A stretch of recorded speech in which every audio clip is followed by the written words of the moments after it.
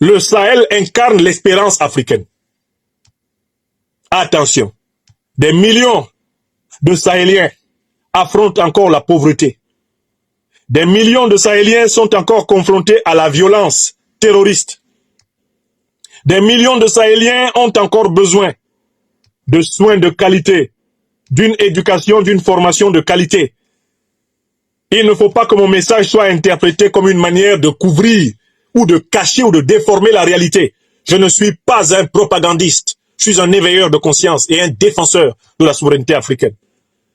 Mais je vous dis que jamais en Afrique de l'Ouest, jamais au Sahel, au XXIe siècle, il n'y a eu de gouvernants aussi conscients des défis à relever et aussi attachés à les relever en utilisant les moyens de la souveraineté africaine. J'ai donc été principalement au Niger, où j'ai publié un livre que vous connaissez désormais et qui, me dit-on, se distribue très bien. On le trouve à l'ONEP à Niamey, ce livre. L'an 1 de la révolution panafricaniste du CNSP au Niger, enseignements et défis du leader Abdourahmane Tiani et ses compagnons de lutte. Je voudrais remercier le peuple nigérien et les plus hautes autorités du Niger, à commencer par le président Abdourahmane Tiani, président de la transition, chef de l'État, pour la qualité de l'écoute, de la fraternité, de l'hospitalité, de l'accueil qui a été réservé à ma modeste délégation de l'Institut de l'Afrique des Libertés et moi-même. Le Niger, c'est redevenu une grande terre d'espérance africaine.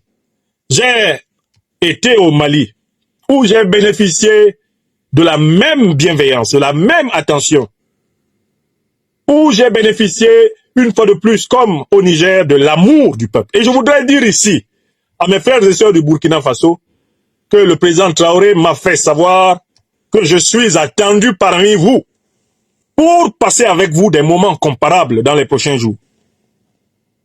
Je vous le confirme, j'attendais le quitus du président, j'attendais le quitus de ses équipes. Ce n'est plus qu'une question de timing.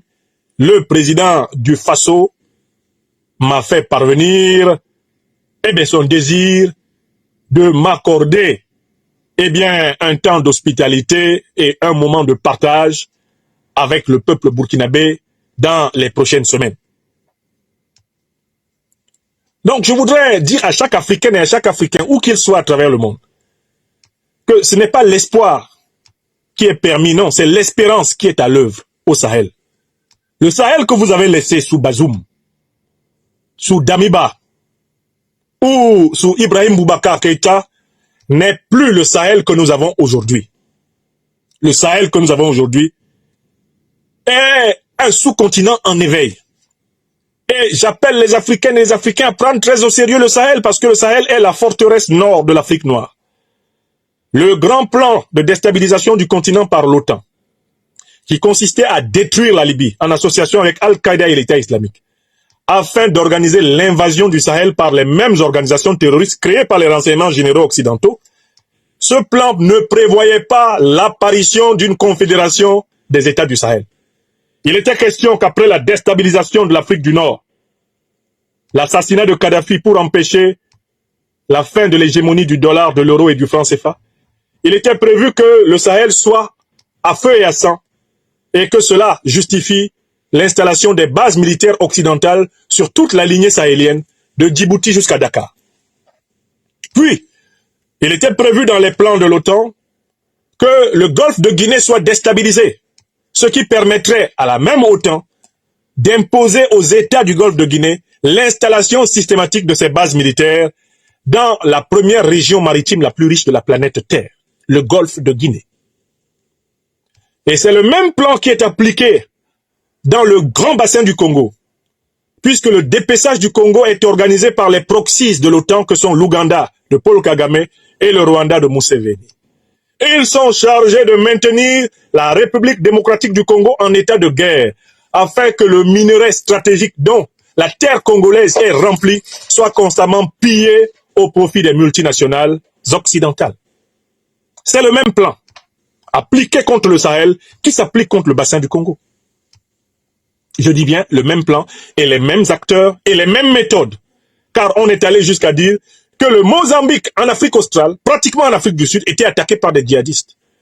Et comme de juste depuis que le Mozambique est attaqué par les djihadistes, le pétrole et le gaz mozambicains sont passés entre les mains de Total.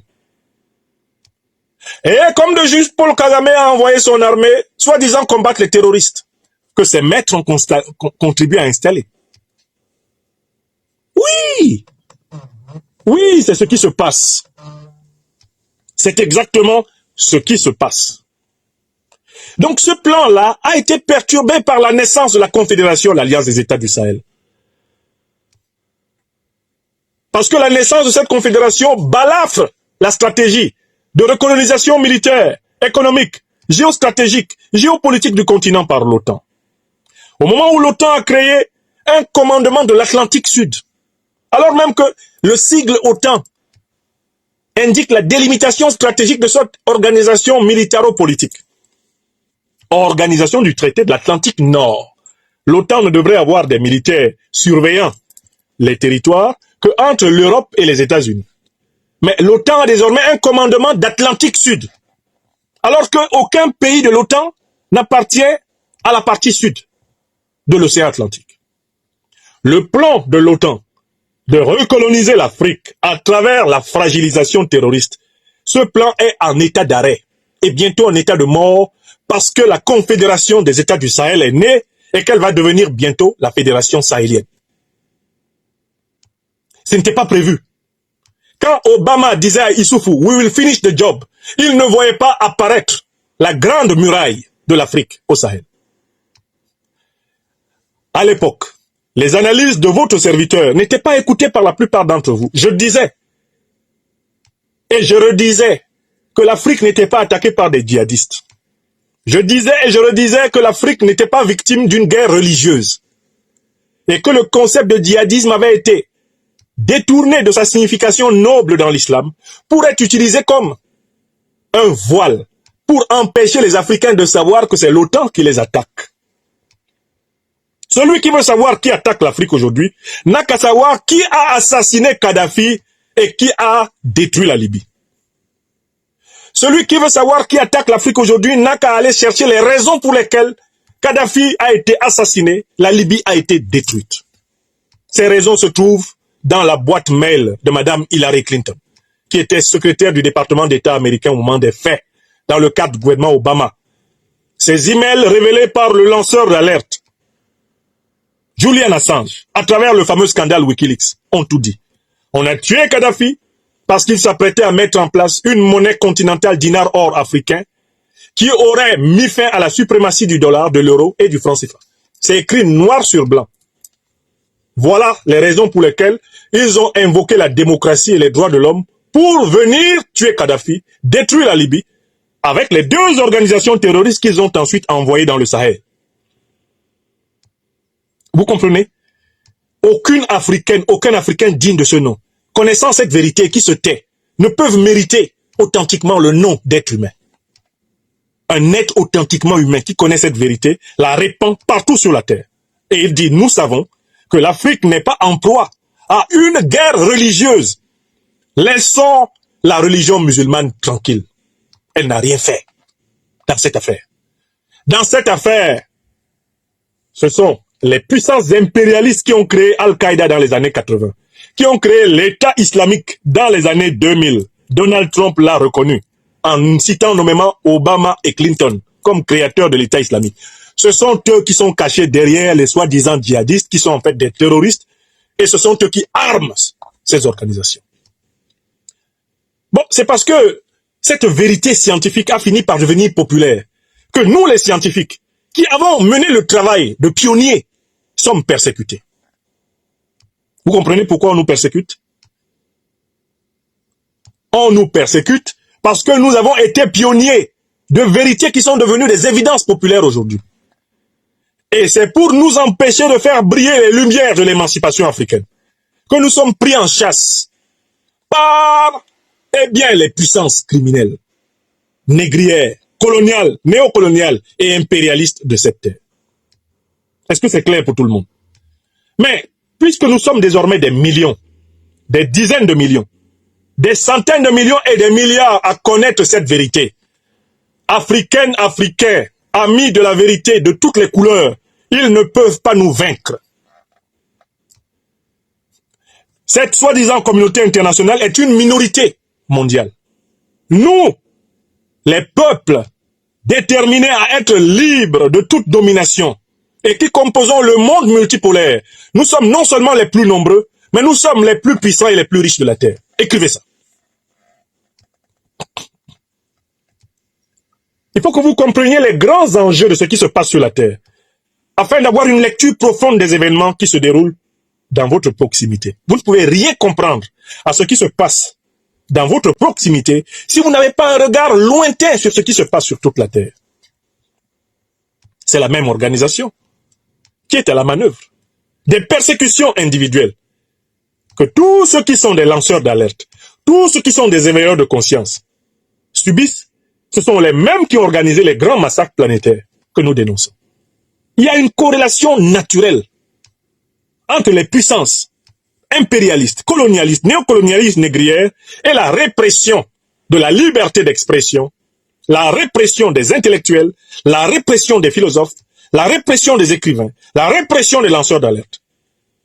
Regardez très bien quels sont ceux qui sont aujourd'hui les champions de la censure, les champions de la traque des penseurs.